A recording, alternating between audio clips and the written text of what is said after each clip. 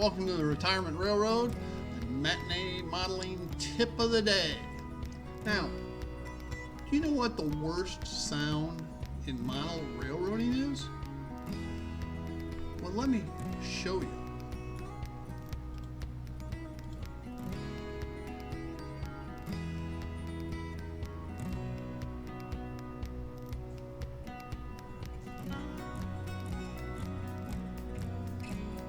Running trains is always a good time.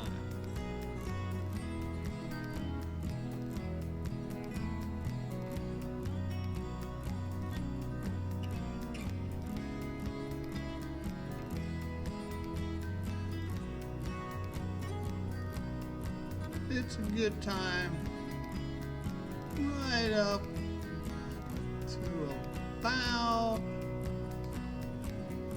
now.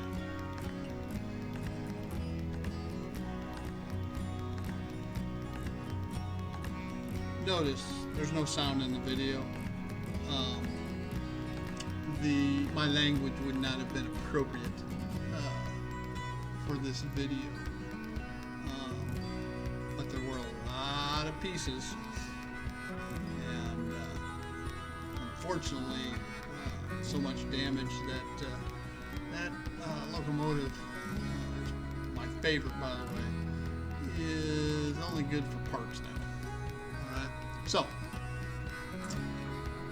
how can we deal with something like that? Well, I've got acrylic sheets that I utilize for making control panels. And I've marked off on it 2 3/4 inch strips.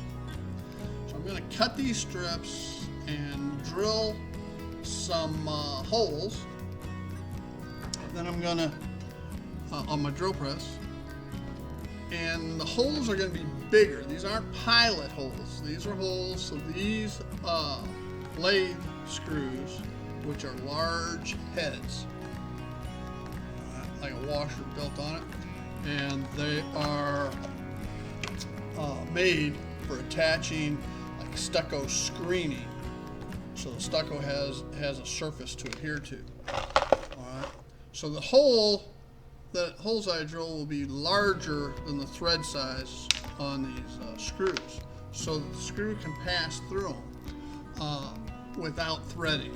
Okay. The pilot holes that I use to attach these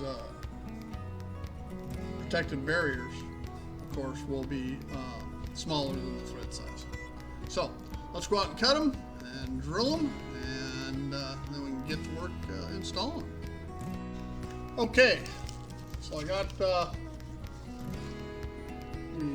acrylic sheets cut into strips, 2 foot long, 2 3/4 inches wide, with holes drilled in the 2 lower corners. All right. So now we need to take them over the layout. Mark for our pilot holes, drill the pilot holes, and get them installed. We'll be right back.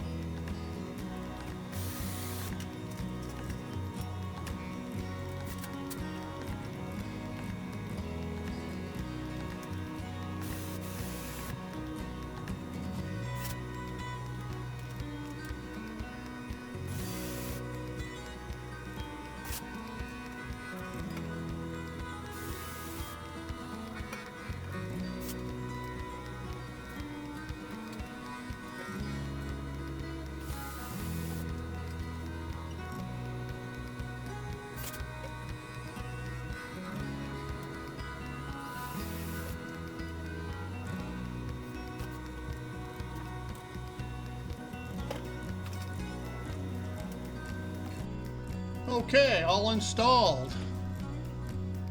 Simple, easy, and effective. Notice that protective barrier does not extend all the way up. It only has to extend up about halfway up a locomotive to keep it from going off the edge. And in that manner, because of the close proximities in that location, I can still get my hand in should something derail or have track cleaning issues, things like that. So remember, if you're using the power screwdriver, check your clutch. You don't want to over tighten. When drilling the holes, make sure you get it clamped down real well. Otherwise, it'll flop and it'll crack on you.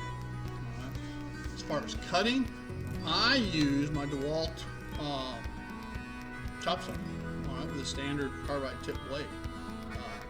Cuts through it like butter. You could put a masonry abrasive blade on it too, and cut it just as easily. But anyway, protective barriers, as Martha Stewart would say, they're a good thing. And I wish I would have addressed the issue sooner. As a side note, on yesterday's tip of the day, I put an axle gear in a locomotive that had the wheels come out of gauge. That was the locomotive that took the nosedive off the layout.